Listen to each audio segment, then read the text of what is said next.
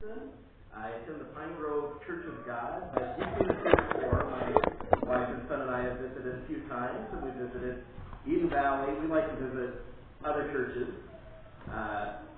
Larry was mentioning Pastor Sider's coming up here. We were actually at his father's church this summer while we were on vacation in Virginia, which was kind of cool. Desi, bring it up a little bit, or whoever's controlling. We're not really picking him up yet. Okay, that's the mic shut off. Try to get my mic shut No, Desi had shut off. Okay. I grew up in Fredericktown, Missouri Church of God, and then at 5th grade, we moved into Hector. So, then grew up at the Hector Church of God. So some connections with here. One of my earliest teachers was Dave Johnson. Learned a lot. Just a little bit closer to your mouth. Learned a lot from her and work ethic. And then later, as I became a teenager, Larry became one of the primary teachers that we had. And one of the series that I remember most that Larry did, in the spirit of Thanksgiving and thankfulness, the focus stayed with me is a series that Larry did on dinosaurs. Where, we see dinosaurs when we go to museums, we hear about it on TV all the time, and it proves that they were in the Bible. Larry showed me that, yeah, they are in the Bible. We did a whole great series on it, and it stuck with me my whole life. When I started doing some flexible animals that we did in the Bible, two of the earlier ones that I did were ones that Larry talked about from his class. So, Leviathan and Behemoth, from the best descriptions that we've got in the Bible. And it was really interesting when I was doing some of the research. We've only know about the one from Job, and the other one we know about from several different places. But what's interesting is while we don't have any fossil records of this one, we actually have cave drawings of him that are very consistent from multiple continents. So, haven't found the fossils, but the Bible description does seem to match all the cave drawings. More than one head, fire coming out of the mouth. Very interesting. I'm glad it didn't survive until today. That's scary.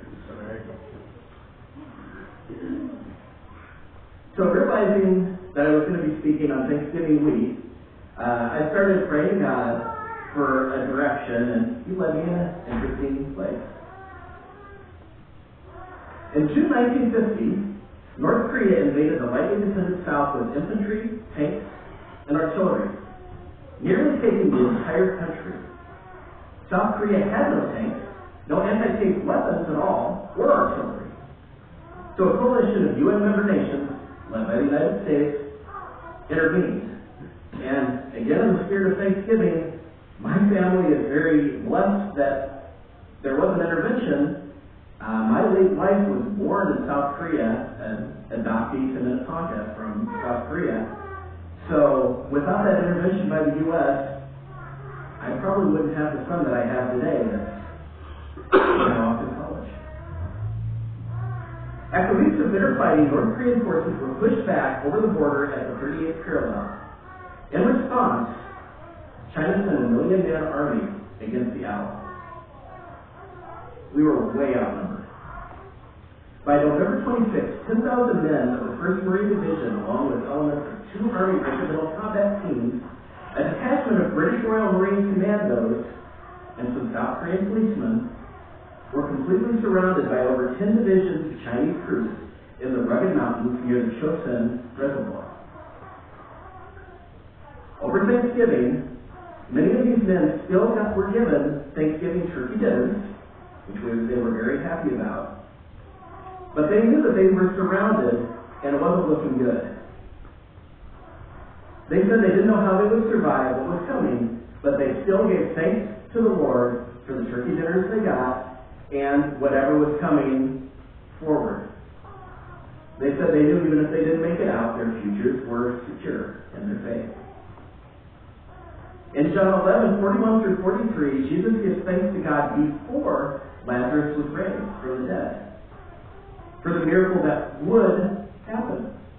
Here the raised gave thanks to God, not knowing what lay ahead, not knowing if there would be a miracle, or if they would go down fighting.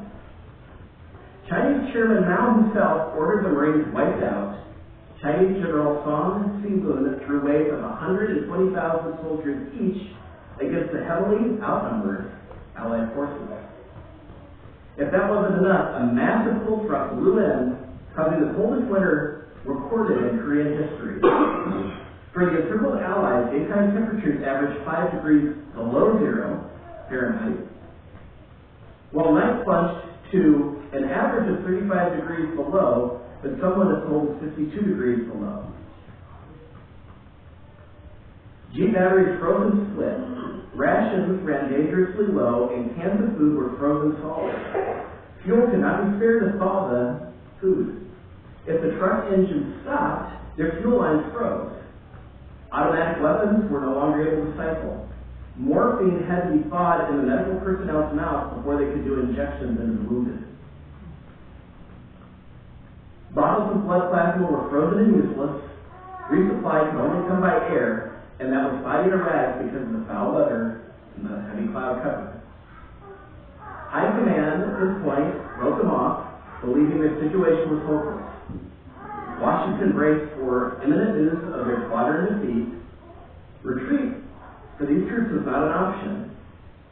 Through the walls of Chinese troops, they couldn't. If the Marines tried to only hold their position, they would also be wiped out. So they formed a 12-mile-long column, and they attacked.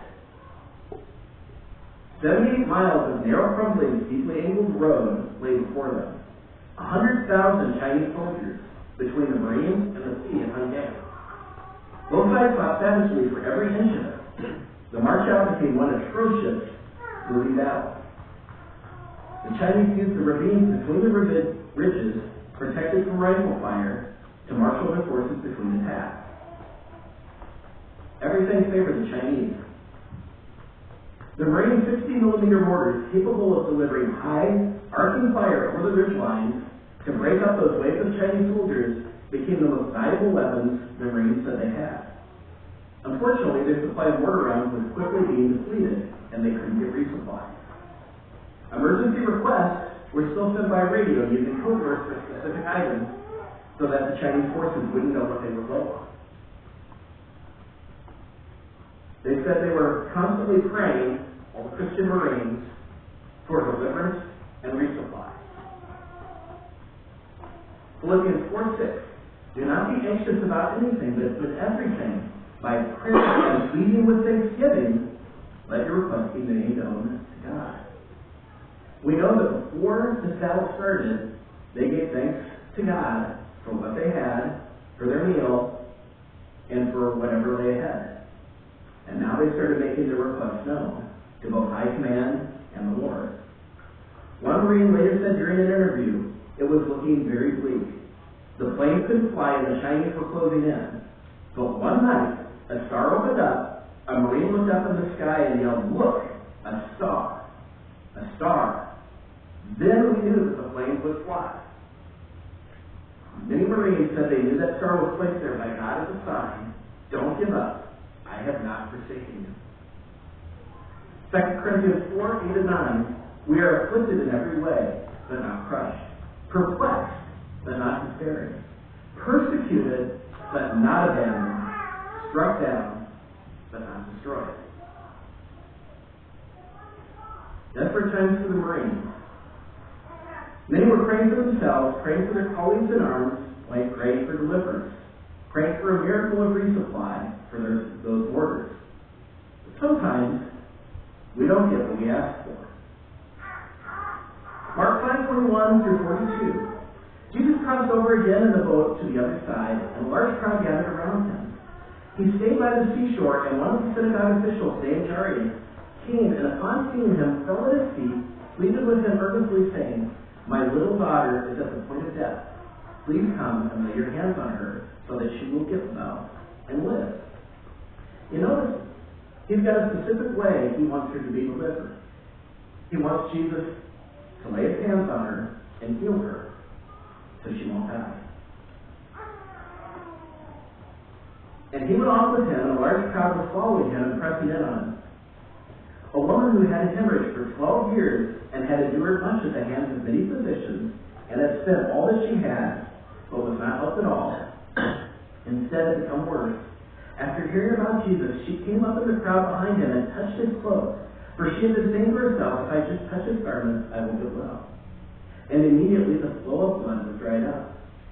And she felt in her body that she was healed of her disease. And immediately Jesus, perceiving to himself that power from him had gone out, turned around to the crowd and said, who touched my garments? And his disciples said to him, you see the crowd pressing in on you, and yet you say, who touched me? He looked around to see the woman who had done this, but the woman, fearing and trembling, aware of what had happened to her, came and fell down before him and told him the whole truth. And he said to her, daughter, your faith has made you well. Go in peace and be cured of your disease. So he ends up delaying because he felt somebody touch him.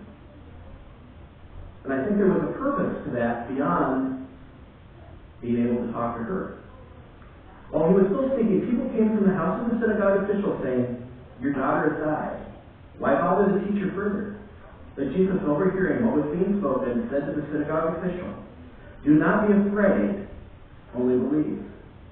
And he allowed no one to accompany him except Peter, James, John the brother of James, and they came to the house of the synagogue official.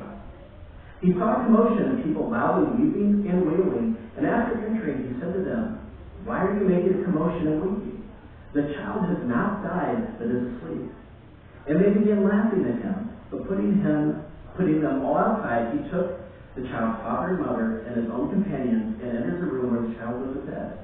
And taking the child by the hand, he said to her, Talitha cum, which translates means, little girl, I say to you, get up. And immediately she got up and began to walk, for she was 12 years old. And immediately they were completely astonished. The Jairus had expectations about Jesus rushing to his house to save the day, maybe at the last minute, laying on hands and healing her. But instead, Jesus took too much time on the way. Jairus and his family still got the miracle they wanted, just not in the form that they expected. 2 Kings 5, 1-3 and 9-14. Naaman, commander of the army of the king of Aram, was a great man in the view of his master, and eminent because by him the Lord had given victory to Aram. The man was also a valiant warrior, but afflicted with leprosy. Now the Arameans had gone out of band and had taken captive a little girl from the land of Israel. And she waited on Naaman's wife, and she said to her mistress, if only my master were with the prophet who is in Samaria, then he would cure him of his leprosy. So Naaman came with his horses and chariots and stood in the doorway of Elisha's house. And Elisha sent a message to him, saying, go wash in the Jordan 7 times, and your flesh will be restored to you, and you will be clean. He didn't even come to Naaman. He just sent a messenger. But Naaman was furious, and went away and said, I thought he would certainly come out to see me, stand and call on the name of the Lord his God, wave his hand over the sight, and cure the leprosy. Are Abana and Pharpar, the rivers of Damascus, not better than all the rivers or the waters of Israel? Could I not wash in them and be clean? So he turned and went away in a rage. But then his servants approached and spoke to him, saying, my father, had the prophet told you to do some great thing, would you not have done it? How much more then when he says to you, wash and be clean? So he went down and dipped himself in the Jordan 7 times in accordance with the word of the man of God, and his flesh was restored like the flesh of a little child, and he was clean. Naaman expected a show and healing, a personal reception because he was an important person. Instead, he was met by a messenger, he got instructions, and was told to bathe in water that he thought was less than clean. He almost lost out on his healing due to his pride. But he got healing. But it sure didn't take the form that he anticipated. And neither will it for the Marines at Chosin. Part 1. Unexpected reinforcement. When you're surrounded by Chinese troops, would you expect reinforcements from a Marine first lieutenant of Chinese ancestry? A guy who'd been made fun of since he enlisted, always being told that he was just there to take out the laundry, always having racial epithets put at him from his own people, or from the U.S. Marines, his own people. But he was still recovering in a field hospital from a gunshot wound to the arm he sustained during the early November fighting, hard from the Chinese offensive. Got a Purple Heart for that fighting, by the way, that he was recovering. He and the sergeant left the hospital wounded and against orders. Both of them wounded. They both left against doctor's orders. He took 500 Marines with him, managed to not only find the surrounded Allied forces, break through the enemy lines to meet up with them. And then, according to those 500 people he brought that were later interviewed, he provided much needed reinforcements of those people as well as leadership and started helping to reinvigorate these people. So the same 500 people, when interviewed later, said it was a wonder that this guy survived. Because he didn't believe in leading from the front. He believed in leading from the very front. He was always the first man over every new ridge. He was always the first person in every attack that they did as they moved forward. Those troops said they thanked God every day that they had him, and they would have followed him anywhere on earth. So it was no wonder those 500 troops jumped at the opportunity to go with them for a hopeless battle. Meanwhile, remember that what the Marines' most urgent request was for mortar supply to break up the waves of enemy soldiers. Through that unprecedented weather, the request was received, but due to the weather, the correct station with the code sheet was unreachable. So you've got a poor radio operator that knew they had a request coming in, and that request had command authority, was very urgent, but he couldn't decode what the actual request was for. But the code word for those orders was Tootsie Roll. And he knew that there were tons of Tootsie Rolls at supply bases in Japan. So he did the only thing he could. Denise? If you could. So part 2 of God's answer, resupply. Tearing through the clouds and fog, parachutes bearing pallet loads of Tootsie Rolls descended on the Marines. Imagine the shock of the troops. Imagine the thoughts of all those who prayed. Here they thought they were getting the resupply they urgently needed, and when they opened it up, it was not what they expected, not what they had asked for. So were they thinking that they had prayed in vain and were forgotten? Denise is handing out some frozen Tootsie Rolls so you kind of get an idea of what they found. So please don't try and chew them. If you want to suck on them or thaw them in your hands. But I just want to give you an idea of what they were getting. So again, don't crack the teeth on. Romans 8:28. And we know that God causes all things to work together for those who love God, to those who are called according to his purpose.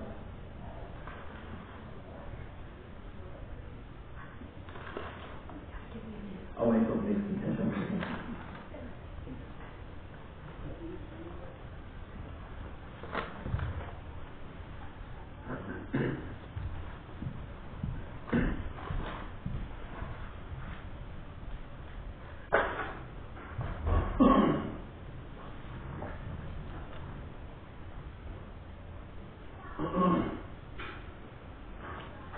Philippians 4:19a, God will supply all your needs.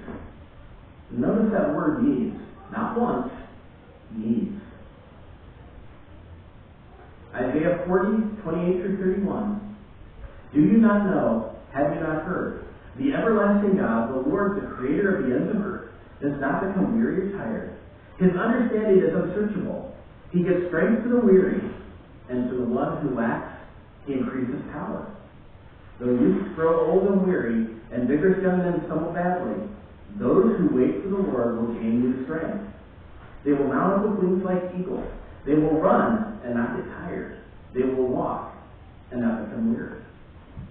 And we know that these Allied troops had a ton of walking yet to do. After the shock wore off, frozen Tootsie Rolls were thawed in armpits, popped in mouths, and their sugar provided instant energy. For a large number of these troops, that was the only meal that they would have, Tootsie Rolls, for the next few days. It provided strength to the weary, like Isaiah said. The soldiers got new strength and rose up so they could finish their journey. The troops also learned that they could use warmed up Tootsie Rolls to plug bullet holes in fuel drums, gas tanks, and radiators where they would then freeze solid again. So all of a sudden, all these vehicles, you had just a few remaining vehicles. Those vehicles were either pulling other vehicles with all wounded on top of them, or some of those vehicles were being pushed by soldiers because they weren't running anymore. All of a sudden, a large number of these vehicles worked again. God supplies our needs, not our wants. The 15,000-man column made it through after that reinforcement. In all, they suffered 3,000 killed in action, 6,000 wounded, thousands of severe frostbite cases. Their last battle was December 11th, starting on Thanksgiving, but they reached the sea, demolishing several Chinese divisions in the process. The U.S. historians call this the greatest evacuation moment by sea in U.S. military history. 193-ship armada assembled at the port evacuated UN troops and their heavy equipment and a bunch of the Korean refugees that wanted to relocate. Let's go to Paul for his take on answering our needs. 2 Corinthians 12, 7 through 10. Because of the extraordinary greatness of the revelation, for this reason, to keep me from exalting myself, there was given to me a thorn in the flesh, a messenger of Satan to torment me, to keep me from exalting myself. Concerning this, I pleaded with the Lord 3 times that it might leave me. And he said to me, my grace is sufficient for you. My power is perfected in weakness. Most gladly, therefore, I will rather boast about my weakness, so that the power of Christ may dwell in me. Therefore, I delight in weakness, in insults, in distress, in persecutions, difficulties, on behalf of Christ. For when I am weak, then I am strong. Paul wanted to be healed of this affliction, and we don't know what it was, what this thorn in the flesh was. Some people theorize it was further eyesight issues from when he was blinded on the road. For somebody that did a lot of walking in his ministry, maybe it was a bad ankle or something. We just don't know, but we know he thought it hindered him. But sometimes the answer is not what we want, but in his case, he already had what he needed, and the very thing that he thought was handicapping him was actually making his witness more effective. We've also got the story of Jonah.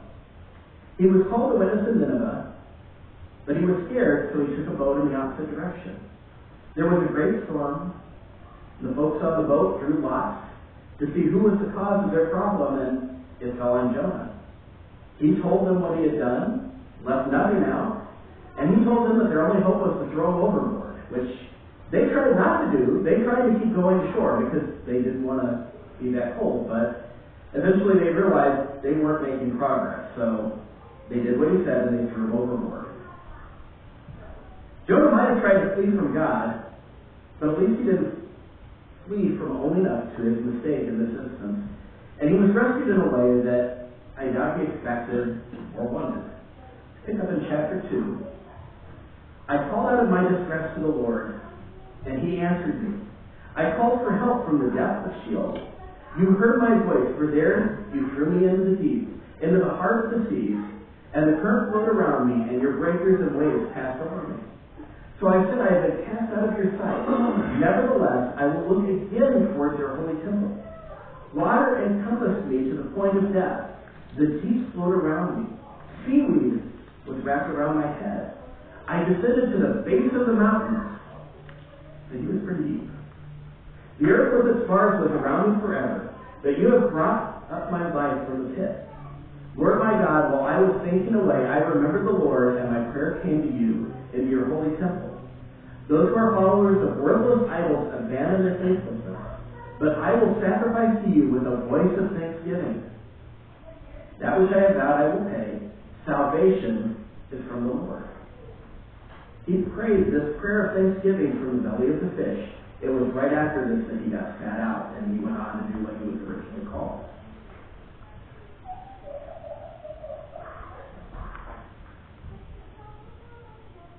This world's difficult, and we often know how we would like God to resolve the situation that we're in. But we've got to remember to give thanks even when the resolution isn't what we expected or asked for, but is merely what we need. Like David with his healing, Jairus with his daughter not healed, but returned to life, Jonah in the belly of the fish, God provides our needs. We may not always understand that, but with hindsight, sometimes it comes into focus. Back in Marines and Allied forces, hundreds credited their very survival to the Tootsie Rolls, the miracle from God. Surviving Marines called themselves the Frozen Chosin, from where they were located. But it was also a play on words, and they would also say the Frozen Chosen, because they believed they were chosen by God to survive. And they called themselves the Tootsie Roll Marines. Earlier we talked about Naaman and how he was healed as needed, but not how he wanted. Let's pick up a bit more of the story. 2 Kings 5:15. Then he returned to the man of God with all his company and came and stood before him. And he said, Behold, now I know that there is no God on all the earth except in Israel. Naaman gave thanks and credit to God for healing of his needs, not his wants. He was humble, and he knew it. Jesus gave thanks even before miracles. Paul gave thanks for his wants not being met after he found it made him a more effective witness. Jonah gave thanks while still in the belly of the fish for his needs being met and rescued, even if in an unexpected and probably unpleasant way. The Marine Christians also gave thanks. They gave thanks before the battle started, when they were at their Thanksgiving dinners, and they gave thanks after. Particularly like interview with Marine Frank Torres, who said the North Koreans didn't kill me, the Chinese didn't kill me. I was just one of the fortunate people that made it all the way through. They prayed hard for me. Believe you, my family did, my relatives did. I know that. I know they helped bring me through for sure. I absolutely should have been killed. God had my hand in his throughout it all. Many survivors view the chocolate as a miracle, a sign from God that they had not been forgotten and that hope was still possible. It wasn't what they wanted, but it turned out to be what they needed. It was better. Let's remember to give thanks to God when he continues to meet our needs, whatever they are, even when they're not our wants. Let's pray. Thank you, Lord, that we can meet here together, and as we did earlier, share our needs and our concerns and prayers. So we can gather together and encourage each other, as you told us to do as well. And we want to express our thanksgiving for all that you've done for us, for giving your Son to die for our sins. Everything else that you have done for us in our lives. Not always the way we ask for, the way that we would want, but still, you know what we need, and you've got a far better picture of our needs and how it will impact the world around us when we do. We just thank you again for all that you've done for us. And we ask for you to be with us as we go into this Thanksgiving week. In your Son's name. Amen.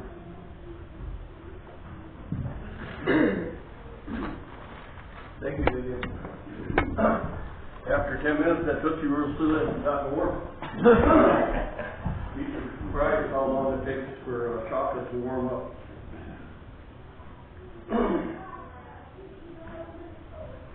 Have a song, girl.